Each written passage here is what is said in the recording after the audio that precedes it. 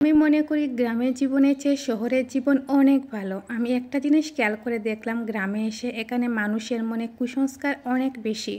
তারা নিজেদের জীবনে চাইতে অন্যের জীবনে কি গড়তে চলেছে সেটা নিয়ে তারা অনেক বেশি মাথা ঘামায়।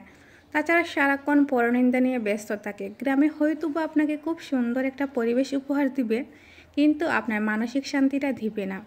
এখানে মহিলারা পরনিন্দা নিয়ে খুব ব্যস্তময় সময় ক্রিয়েট করে, আর পুরুষরা জায়গা জমি সালিশ নিয়ে ব্যস্ত থাকে।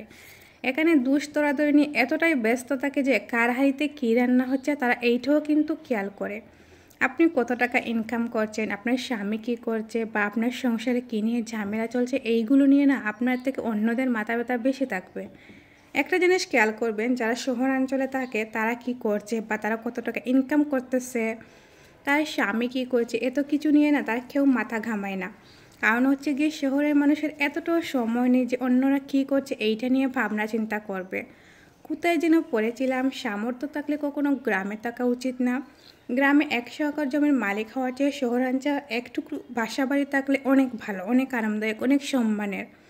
বেশিরভাগ মানুষ শহরের অনেক বেশি ভালো থাকে, আর গ্রামের মানুষগুলো খুব বেশি টক্সিক থাকে, যে তারা তাদের ব্যক্তিগত জীবনের চেয়ে আপনার জীবন নিয়ে বেশি চিন্তিত থাকবে।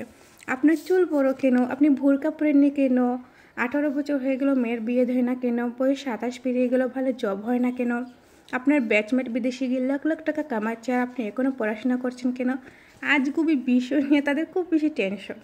মাঝে মাঝে ভেবে দেখবেন, আপনার ফ্যামিলি যেসব বিষয় নিয়ে চিন্তিত নয়, কিন্তু অন্যান্য মানুষগুলো সেই সব বিষয় নিয়ে অনেক বেশি চিন্তিত। আরেকটা সবচেয়ে বড় পার্ট কি জানেন, আপনি এমন কোনো বাড়ি খুঁজে পাবেন না যেখানে জায়গা জমি নিয়ে বিরূপ নেই। প্রত্যক্ষ বা পরোক্ষ এই ফ্যামিলি সেই ফ্যামিলির সাথে একভাবে ঝগড়া লেগেই থাকে। 1 ইঞ্চি জায়গা নিয়ে মাথা পাটাপাটি, অশ্লীল ভাষায় গালাগালি, মামলা মোকদ্দম চলতেই থাকে।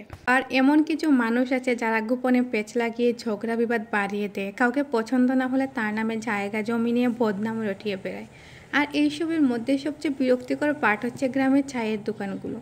প্রতিটি চায়ের দোকানে চায়ের চুমুকুটি গিবত দিয়ে, যেখানে কার বউর বাচ্চা হচ্ছে না, কার বউ প্রেগনেন্ট, রাজনীতি, অর্থনীতি, খেলাধুলা কোনোটাই যেন এই গবেষণা থেকে বাদ যায় না, যার অধিকাংশই হচ্ছে কি গুজব। এসবের মধ্যে গ্রামে আপনার কিছু শুভাকাঙ্ক্ষী থাকে, তারা আপনাকে বুঝতে চায়, বোঝার চেষ্টা করে, তাদের অন্যদের জীবন নিয়ে আগ্রহ নাই, তারা আসলে এই বিষয়টা বুঝে। আসলে সব যে খারাপ তা কিন্তু নয়, অনেক মানুষ আছে যারা সমালোচনা বেশিরভাগই করে। আমি আবার বলবো সবাই যে তা কিন্তু না। আর অনেক ভালো মানুষও আছে যারা অন্যের বিষয় নিয়ে চিন্তা করে না, আর অন্যের বিষয় নিয়ে ভাবনা চিন্তা করে তাদের কোনো সময় নেই। কিন্তু কিছু কিছু মানুষ এইরকমও আছে, বেশিরভাগ মানুষই কিন্তু এইরকম, সমালোচনা নিয়ে অনেক সময় ব্যস্ত থাকে। যাই হোক, আজ বলতে বলতে অনেক কিছুই বলে ফেললাম। আজ আমি আমার বোন মিলে গিয়েছিলাম একটু বাইরে, আর বাইরে গিয়ে প্রিয় মানুষদের সাথে একটু টাইম স্পেন্ড করলাম। প্রিয় মানুষদের সাথে যখন টাইম স্পেন্ড করা হয় খুব ভালো লাগে। অনেক পুরনো স্মৃতি জমিয়েছিল এই মানুষদের সাথে, আর অনেক দিন পর যখন দেখা হলো অনেক জমিয়ে আড্ডা দিলাম। আর এইরকমভাবে আড্ডা দিতে তো খুব ভালো লাগে। তারপর বাসায় চলে আসলাম। আসলে আজকের দিনটা অনেক বেশি মেমোরেবল হয়ে থাকবে। বাসায় আসার পর তো দেখি আমার আম্মু টাকি মাছের ভর্তা করছে। না, টাকি মাছের ভর্তা তো খেতে অনেক বেশি দারুণ লাগে। বিশেষ করে শীতকালে আমার টাকি মাছের ভর্তা খেতে খুব বেশি ভালো লাগে, স্পেশালি লাই পাতার জন্য। আর আজকের ভর্তাটা কিন্তু মেক করা হবে লাই পাতা দিয়ে। তো লাই পাতা আমার আম্মু সুন্দর করে রেখে দিয়েছেন। আর এখন সব কিছু ভাজার পালা আর কি, ফ্রাই করে আর কি এই ভর্তাটা বানানো হয়। তো আম্মু লাই পাতা থেকে যে রসটা ছিল ওই রসটা বের করে এইদিকে রেখে দিয়েছেন। আর এখানে ছিল কিছু কাঁচামরিচটা ভেজে সুন্দর করে এখানে সব কিছু রেডি করে রেখে দিয়েছেন। এখন আমি একটু মাখিয়ে দিব। আর এই মাছ থেকে অনেক বেশি কাঁটা বের হবে, আর কাঁটাটা আমি আগে বেছে রেখে দিয়েছি। এখন আমি মাখিয়ে নিব। অনেক গরম গরম ছিল তো, আর গরমের জন্য আমি একটু ঠান্ডা করে তারপর মাখাচ্ছিলাম। আর এই টাকি মাছের ভর্তা আমার যে খেতে খুব বেশি দারুণ লাগে।